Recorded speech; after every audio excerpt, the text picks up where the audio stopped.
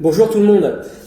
Il faut bien comprendre que le régime macronien est déguisé en démocratie, mais il contrôle le peuple et les manifestants d'aujourd'hui ou d'hier par la peur de perdre quelque chose, financièrement, physiquement, socialement, un boulot ou un peu de liberté. Écoutez bien cette analyse et faites-la tourner pour que un maximum de responsables de Gilets jaunes, de responsables syndicaux ou politiques réfléchissent à une nouvelle forme d'action. Écoutez bien. Il y a aussi un autre élément qui a changé par rapport à novembre. C'est que, et c'est pour ça qu'à mon avis, les gens ne se déplaceront pas pour une simple angoisse, pour une raison toute simple. C'est que maintenant, c'est un coût très important d'aller manifester. Surtout quand les manifestations sont pas très importantes. Il y a énormément d'arrestations. Il y a ce qu'on appelait autrefois, je crois qu'on n'a plus le droit de le dire maintenant, mais ce qu'on appelait quand j'étais jeune la répression. Et donc, il y a effectivement... Des arrestations préventives. Qui peut être parfaitement légitime, le problème n'est pas là, mais vous avez arrestation préventive, vous avez contrôle d'identité, donc tout ça c'est assez retenu, vous avez des peines assez lourdes qui tombent, etc.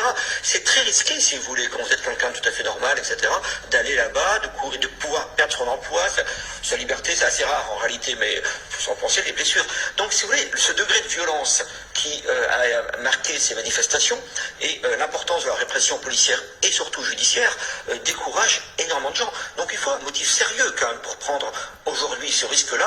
Quand j'ai entendu votre énumération, effectivement, qui est l'énumération, enfin qui correspond à ces mots d'ordre du 21 septembre, je ne vois pas grand-chose, sincèrement, qui parle à ces gens de Champagne-Ardenne, de Normandie, de Bretagne, etc., qu'on a vu se mobiliser lors du mouvement des Gilets jaunes. Je vois beaucoup de choses qui parlent à ce que j'appellerais, c'est pas péjoratif, la petite bourgeoisie universitaire, si vous voulez, étudiante, mettons.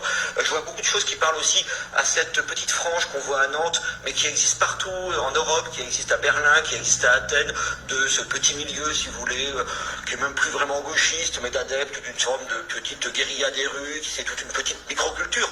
Ces gens-là, bon, ils ont trouvé un motif, c'est ce qu'on appelle les black blocs, hein, généralement, mais ces gens-là ont un pouvoir de répulsion absolument incroyable sur l'ensemble de la population.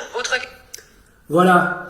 C'est un petit peu dérangeant cette vidéo, je sais, mais c'est intéressant de comprendre cette analyse-là. Il faut trouver un moyen pour que n'importe qui, une femme avec une poussette, puisse venir manifester, s'asseoir quelque part sur le périphérique, sur les Champs-Élysées, sur le Champ de Mars, à Paris, ou je sais pas moi, autour de l'aéroport de Paris, mais quelque chose de pacifique qui nous permettront aussi de ne pas être victime de ce petit pouvoir répulsif des Black Blocs dont il parle.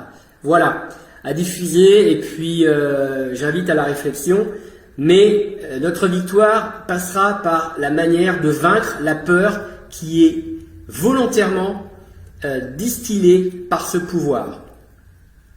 On lâche rien.